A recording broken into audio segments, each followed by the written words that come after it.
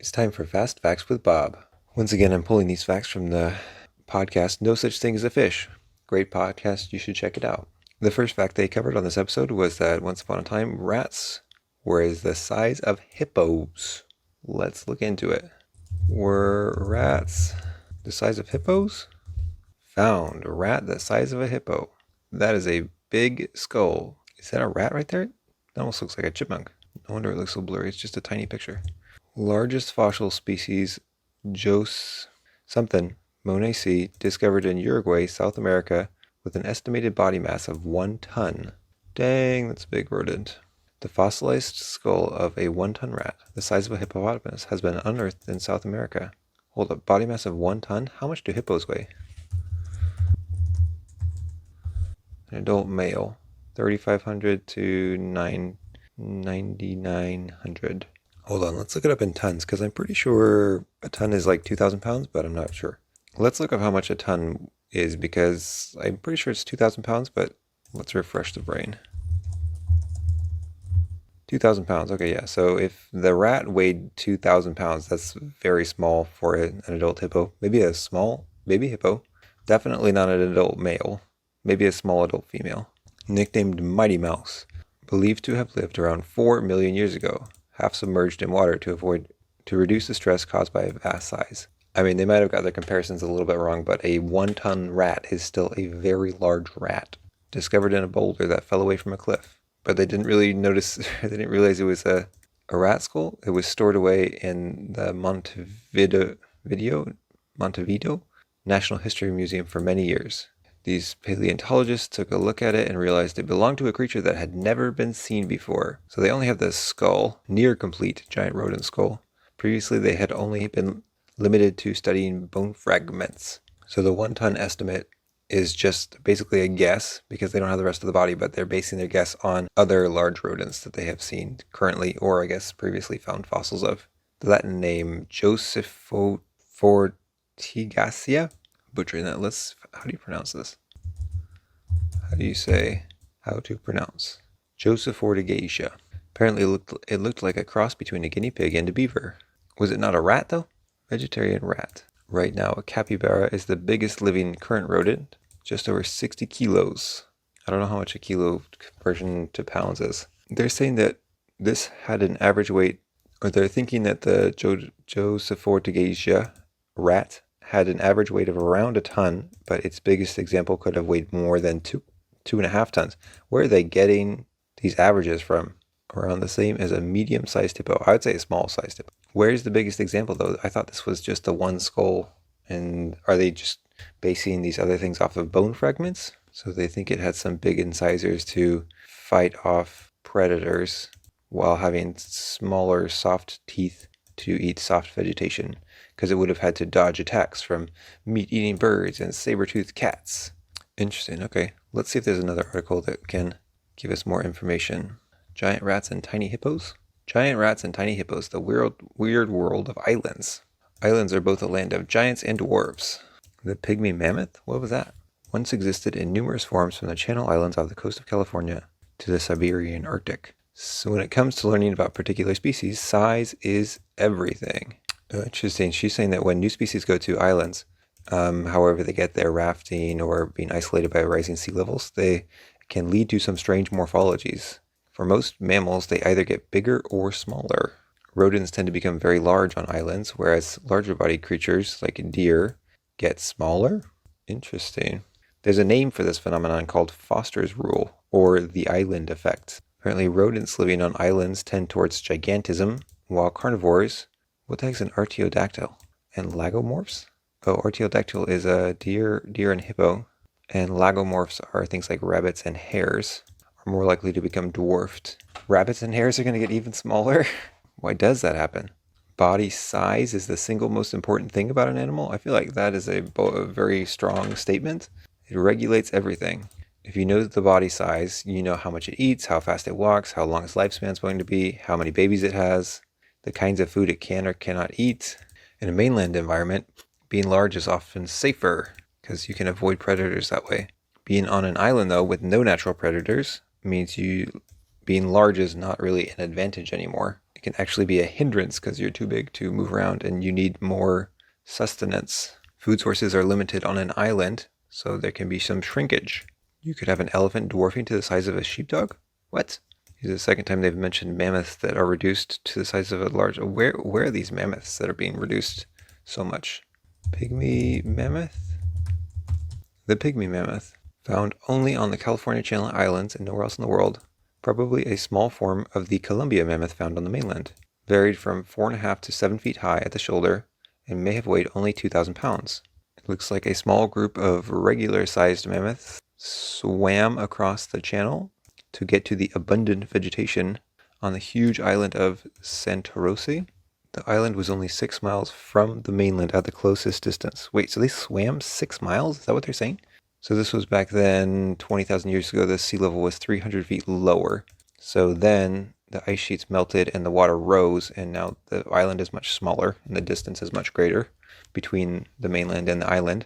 Apparently, with their snorkel-like trunks and buoyant mass, elephants are considered excellent distance swimmers. Is that the same as... I did not know that. Elephants are good at swimming? I'm assuming that translates to mammoth as well. Mammoth and elephant are comparable. Documented accounts demonstrate that the Asian elephant swims to islands they cannot even see, some 23 miles away. What the heck? Guided by odors of ripening fruit or vegetation? What? Anyway, sorry, back to islands. Apparently, island species evolve much quicker than their mainland counterparts. Ooh, interesting. Curious case. The Komodo dragon. Oh man, so they're making the case that the Komodo dragon is like big, but a much heftier monitor, 7 meters long, or 23 feet long, and 1,300 pounds, lived on the mainland of Australia during the Pliocene area. Which begs the question, are the Komodo dragons dwarfs? Did they swim to the island and then get smaller? That would be crazy. Can I just look up this giant monitor lizard really fast? Giant monitor lizard in Australia during the Pliocene period. Here we go. Megalania prisca. The largest terrestrial lizard known was a giant goanna. Would have been a formidable reptilian predator, up to 5 meters long. Often been found with fossils of large animals like kangaroos. May have taken them as prey. What are auras? The aura or Komodo dragon. What's an aura? Aura? Lizard? Oh, it's just another name for Komodo dragon. Okay, we've come a long ways from the giant rats. We got very distracted from the giant rat, but I think that's the end for this fact. I'll be back tomorrow for the next one. Okay, the next fact is, during his 27-year run as Pope, John Paul II took over 100 ski vacations, which I don't know what the math is on that, but that's like 4 ski vacations a year? That's a lot of skiing. All right, let's look into this a little bit. How many ski vacations did John Paul II take? Alpine Zone. Patron saint of skiers. These are small pictures. Can I make them bigger? I don't know anything about him, but I'm pretty sure that looks like a pope. Old guy. There he is on the slopes. This is just a forum, but it looks like this person has copy-pasted part of an article. Is the actual article linked? Let me look. Oh yeah, right here. John Paul II's host on ski trips pen memoir. What website is this? Is this reliable? Zenit? What is that? The World Team from Rome. Is it a gossip magazine for the Catholic Church? What is this? We'll trust it as semi-reliable. There's a new book that's going to be published. This was in 2012, so a while ago. The Secret Life of John Paul II by Lino Zanni, an Italian mountaineer and ski instructor. A large number of his skiing and hiking trips were secret getaways because the Pope felt pent up in the Vatican. Apparently he would regularly escape the Vatican. 100 clandestine trips to ski or hike in the Italian mountains. Cardinal Stanislaw what the heck? What kind of name is that? How do you even say that? And his 2 Polish aides would pack up the trunk of a car and smuggle themselves out of the Vatican. Nobody would recognize the Pope on the slopes because he's just wearing sunglasses and dressed like any other skier, and take his place in the ski lift like everybody else. So it looks like the Pope met this guy's family, Zanni's family. They immediately struck up rapport with how the heck do you say this? I gotta look this up. How to pronounce this word? Stanislaw Jewish. I don't even know what he's saying. Jewish? Jewish? I can't even tell like what sounds his mouth is making. Like, where are the individual sounds? Where are the individual sounds there? Anyways, what name is this even? Where does this name come from? Stanislaw Jewish. He's a cardinal. Born then. Influential aid. Like, what? Krakow. Where is Krakow? I'm absolutely trash at geography. So, as you can see, he was born in Wijna. This doesn't tell him. Where is he from? What kind of, where's his name from? Rybna, Wijna. Poland. Polish. Okay, he's Polish. Okay, it's a Polish name. Okay, rabbit hole done. So this is an excerpt from the book, from Zanny's book. At first I tried to stay close to the Pope, but then I realized he was doing perfectly fine without my help, and in fact preferred to be on his own. The Pope skied very well, confidently, with his skis parallel like an expert skier. He was even a bit of a daredevil. He had the unique posture of leaning forward a bit, probably due to the fact that he had learned in the Tantra Mountains in Poland, where the skis were more rigid and required that kind of posture. It wasn't the case that people didn't always recognize him. There was one morning when they passed a boy, about 8 years old, a couple of times on the lift, and he kept looking at the Pope. After a while, the boy came up to him and asked point blank, "Are you the Pope?" And the Pope said, "Yes, do you want to ski with me?" And they rode up together several times. And the boy went to his mother and said, "Mom, do you know I'm skiing with the Pope?" And Mom just shook her head. And then later in the morning, he went up and said hi to the mom. I will never forget the woman's flabbergasted expression. I can imagine. It's kind of a fun little bit of trivia. I'm interested in more about the Pope. Let's look up some fun facts about the papacy. Could be interesting, right? Ooh, about the conclave. Let's learn more about that. The papal conclave, surprising facts and history. Until 2013, the conclave had never chosen a pope from outside Europe. Until 2013, wow. The longest election lasted nearly 3 years. Apparently the townspeople became so frustrated that they tore the roof off the building. So then this was in 1271. This was when they established the conclave and made sure that the cardinals would be locked up until they had elected a new pope. No more stalling, all you cardinals and people responsible for. Since 1831, no conclave has lasted more than a week. The shortest conclave took only a few hours. In 1378, one group of cardinals selected 2 different popes. There was some controversy about the Italian successor. They wanted a French one. The cardinals acquiesced, but the new pope proved overly confrontational, calling one cardinal a half-wit and coming to blows with another. So they declared the election invalid. They held a second conclave and decided on Clement the Seventh. One of the popes was in Avignon and one was in Rome, both claiming to be the true leader of the church, going so far as to excommunicate each other. They tried to fix it, and they only succeeded in adding a third pope to the mix. All 3 popes were either resigned or were deposed. So it's called the Western Schism. That's hilarious. Conclave doesn't have to be in Rome, but almost always is. The ballots are burned after each round of voting, which is, I think, the black smoke. Yeah, the smoke thing. White smoke, black smoke. So black smoke for no decision, white smoke for the election of a new pope. The white smoke dates back to 1417. This is some fun facts. Let's see. The new pope was just elected like a couple weeks ago, and he was the first American. So let's look up some fun facts about the new pope. Seemed like it was a fairly monumental occasion. Pope Leo. Fun facts about Pope Leo. He's the first American pope ever. It's kind of crazy. Although, I mean, I guess, what's the deal with popes coming from different countries? Are there rules? Doesn't matter. He likes to play Wordle. He was playing Wordle right before they made the decision. He's also the first Peruvian pope. How does that work? Oh, he's a naturalized citizen of Peru. He spent 20 years there. He's a dual citizen.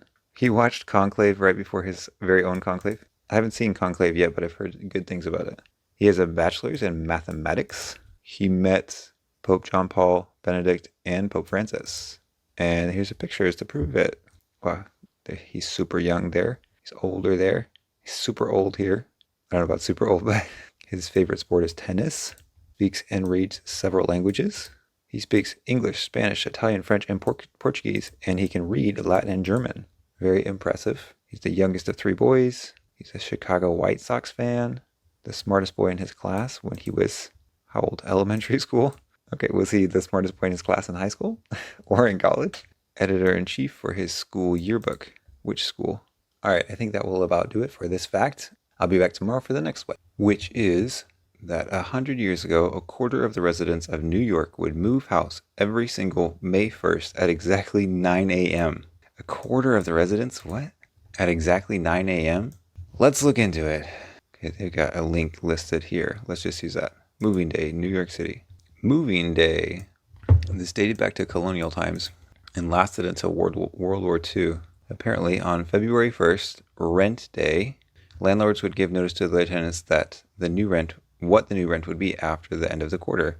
So the tenants would spend good weather days searching for new houses and the best deals. On May 1st, all leases in the city expired simultaneously at 9 a.m. Wow, causing thousands of people to change residences at the same time. The tradition was likely derived from the practice of Verhuistag. What is Verhuistag? Page does not exist. Maybe I can just look it up. Verhuistag explained. Doesn't look like we're gonna get a simple short answer. Okay, that's fine. Oh, why would they say it was likely derived from this when the Encyclopedia of New York City links it to the English celebration of May Day? History. An observer commented that New Yorkers are seized on the 1st of May by a sort of madness that will not let them rest until they've changed their dwelling. Cartmen start to rent out their wagons at high prices because the demand is so high. It's pandemonium in the streets, still in force in 1848. People were known to pay up to a week's wages to be moved. I'm confused. So is it like on the 1st of February, the landlord tells them that the rent is going to be higher, so they start looking for a house that's cheaper? I feel like, how much sense does it make if you're paying so much friggin' money to move? Does it really, the place you're moving to, is it really that much cheaper? By 1856, the custom had started to break down. People started moving a few days early. Once the Great Depression was over, there was more houses, which dropped the price of housing, and less people needed to move as often. Let me see if there are any other sources to talk about this. Moving Day. Vernon Historical Society. Dates back to the colonial era.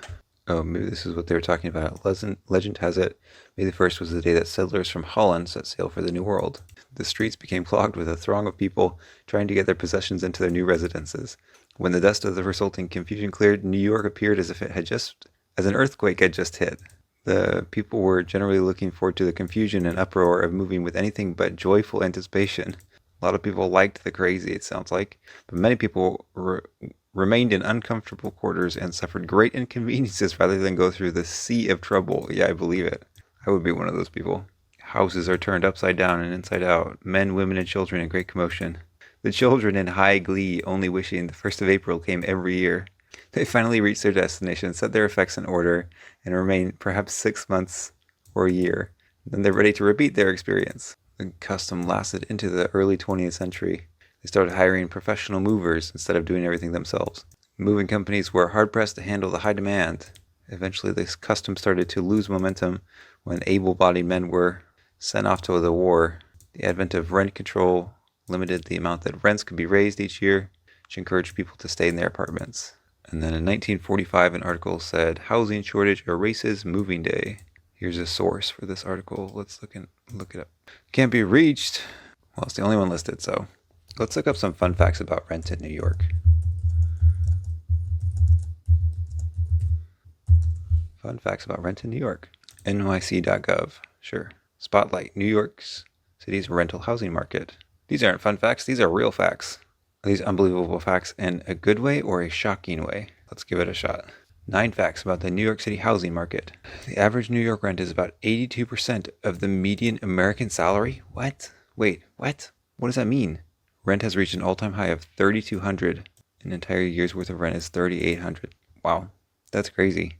More New Yorkers pay rent than the number of people who live in the city of Los Angeles. Wait, what? How many people? Okay, nearly 2/3 of residents in New York City live in rent-occupied units. There's only 4 million people that live in LA? Let me check. How many people live in LA? 3.8. Wow. I thought it was way more than that for some reason. How many people are renting? How many people rent in New York? The AI thinks it's only 2.3 million. Yankee Stadium couldn't hold all the New Yorkers who are living in homeless shelters. Wow. How many people can stay in Yankee Stadium? Yankee Stadium can hold 47,000 people. That's so many people that can be held in a stadium. Manhattan homes are currently left on the market for an average of 4 months. Even the cheapest Manhattan neighborhood has an average rent of more than $1,600. Dang, that's crazy. There was only one part of the city where rent actually decreased last year. Your little blurb explanations are extremely unsatisfying. Market Insider. Less than a quarter of housing units in Brooklyn are offering cuts on rent. The percentage of homes for sale is up 11.7%. More than 1 million New Yorkers are living below the poverty line. That's kind of crazy. How many people live in New York? 8 million. More than one. So like an eighth of the population are below the poverty line in New York City? Wild. Let's try one more. Crazy New York City rent stories. Tiny, ridiculous apartments. $2,500. You've got storage up there, some more here, recessed light, a separate light for this space. He's sitting down. For like a twin mattress, so probably gonna sleep. But it's ideal if you sleep. It doesn't even have a kitchen sink. Let's see. What the heck? Holy cow. Wait, was there even a bathroom there? Where? Yeah, that's what I was wondering. Where is the bathroom? It's down the hall. Shared between 4 different units. Rent is $19.75. Let's look at this one. What? Why is the sound not playing? There's the living room. The unit is built along the length of the apartment, so it's got these really weird cutouts. This one is the least weird. So there's your living room, really long and extends to the front, and it's long and narrow, but it's actually a decent space. Now, as you saw before, the entrance is pretty tight. Right past the entrance, you have a closet, and then you have the kitchen, which is actually pretty nice on its own, except that you've got to walk through it to get to the bedrooms, and there's really not that much space here. But you've got dishwasher, 2-in-1 long, good amount of cabinet space, and then here's another cutout in the building. So these cutouts are weird, but they also give you lots of windows, which means lots of sunlight. Back here, again, really long. Oh, that's a long hallway. This is the smaller of the two. It'll fit a queen bed. It's got a... How much did he say that one cost? $23.50. Man, crazy.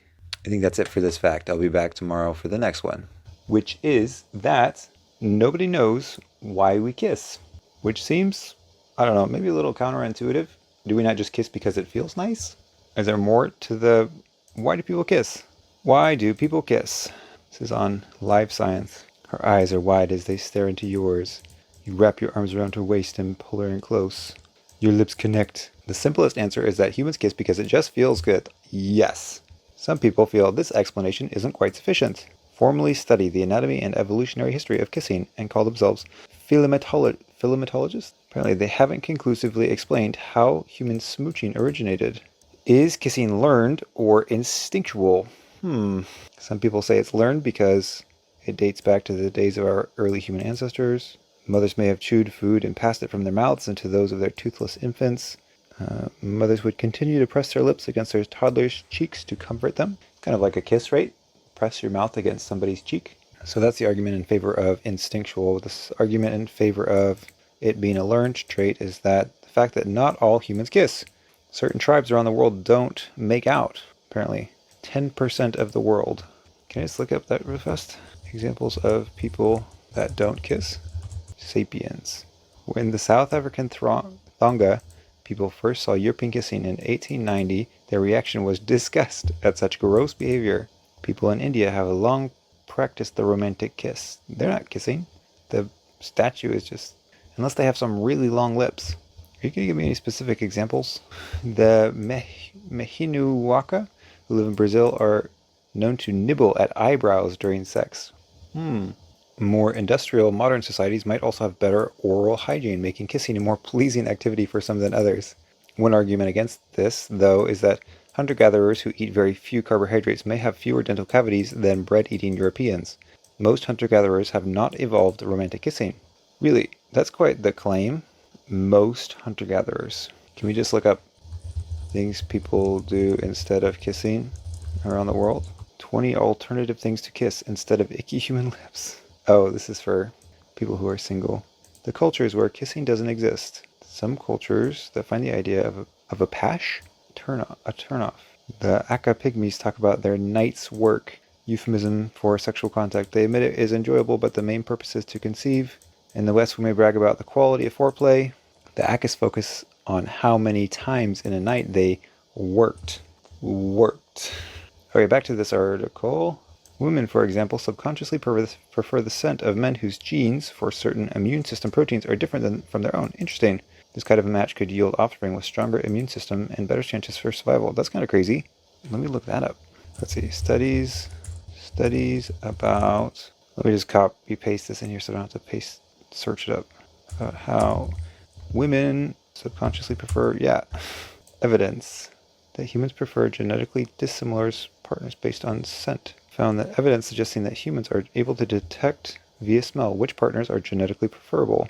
In their paper published in Proceedings of Royal, describes their study of blah blah blah. None of this is very interesting. Let's look for another one. Let's see. Try this one. Contraceptive pill can lead women to choose the wrong partner. Oh, what?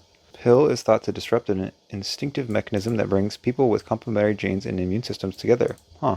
By passing on a wide-ranging set of immune system genes, they increase their chances of having a healthy child that is not vulnerable to infection.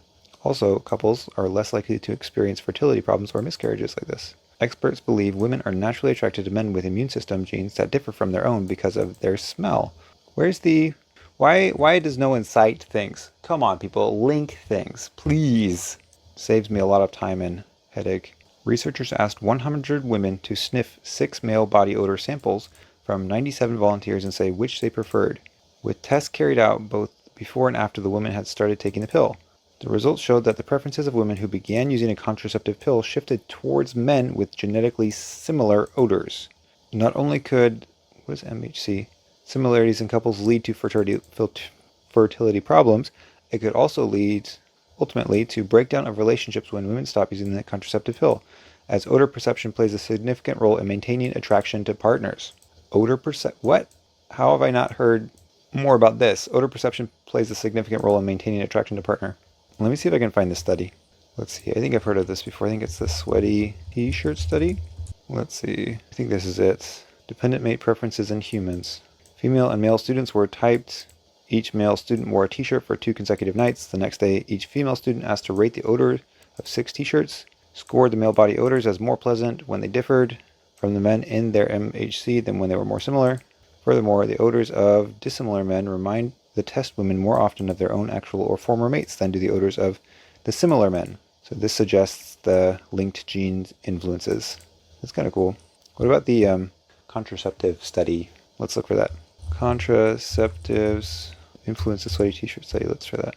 MHC correlated odor preferences in humans and the use of oral contraceptives. Previous studies in animals and humans show that genes and influence individual odors and that females often prefer odors of dissimilar males. Women using oral hormonal contraceptives have been reported to have the opposite preference, raising the possibility that oral contraceptives alter female preferences towards similarity, with possible fertility costs. Across tests, we found a significant preference shift towards similarity associated with pill use, which was not evident in the control group. If odor plays a role in human mate choice, our results suggest that contraceptive pill use could disrupt disassortive mate preferences. Interesting. So, a note for any of you, if you're on the pill, you might be messing up your children's immune systems, or you might like the person you're with less once you stop taking it. I think that's good for this fact. That's all of the facts that I had. Thanks so much again to No Such Thing as a Fish for putting these facts together so that I could rip you off. Thanks for hanging out, and I'll catch you in the next one. Peace.